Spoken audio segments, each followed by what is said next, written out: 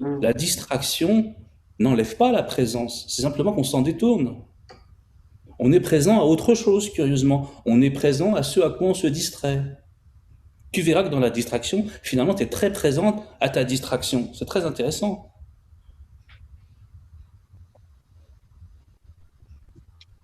On ne peut pas enlever la présence, on ne peut pas enlever la conscience. C'est comme ça.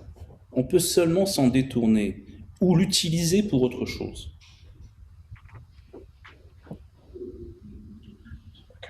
Mais il nous faut cette lumière, même dans l'illusion. Si on veut profiter de l'illusion, il nous faut de la lumière pour faire notre cinéma. Hein. Pas de lumière, pas de cinéma.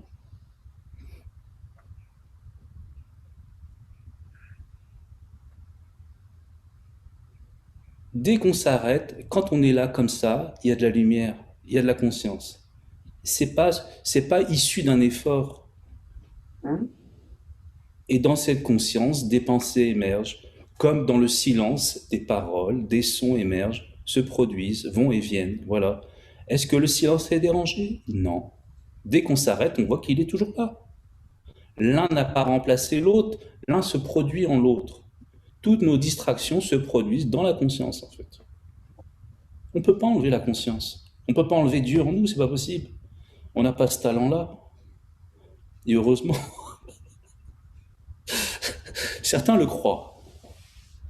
Ils le croient tellement que ça devient pas terrible, justement, à la fin.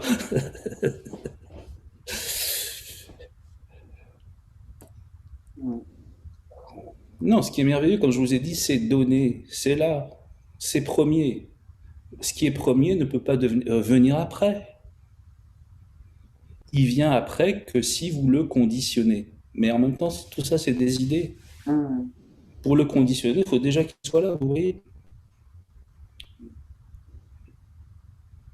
L'instant n'est pas négociable. La conscience n'est pas négociable. Toutes les négociations sont fausses. Et on peut se distraire, faire tout un tas de choses. De toute façon, c'est déjà là. C'est comme ça. Ça bouge pas. Où que vous alliez, il y a du ciel qui vous accompagne. Il y a du silence qui vous accompagne. Il y a de la conscience qui vous accompagne. Il y a le vivant qui vous accompagne. Toutes ces choses ne bougent pas. C'est nous qui nous agitons dedans.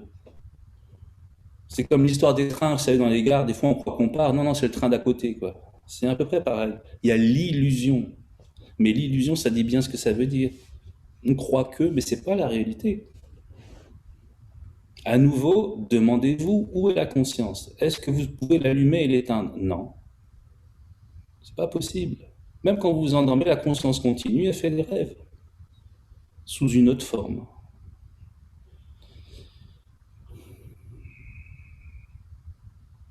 Je ne sais pas pourquoi on veut toujours mettre quelque chose sur cette lumière. Et on a tellement appris à l'habiller qu'on ne sait plus la laisser nue. Vous Oui. voyez? Et contempler, c'est autoriser cette lumière, tout simplement. Voilà. Demandez-vous, est-ce que c'est pas bien déjà comme ça? Est-ce que j'ai besoin d'y mettre mon grain de sel? Est-ce que j'ai besoin d'intervenir pour elle? Non. Alors la contemplation se fait sans effort. Mm. Vous dites pas, ah, j'ai contemplé autant aujourd'hui. Oh la vache. Ah, j'ai gagné, hein. Hier, j'avais contemplé seulement ça. Aujourd'hui, oh là là, je m'améliore. C'est pas possible de dire ça avec la contemplation. Mm. C'est pas possible du tout.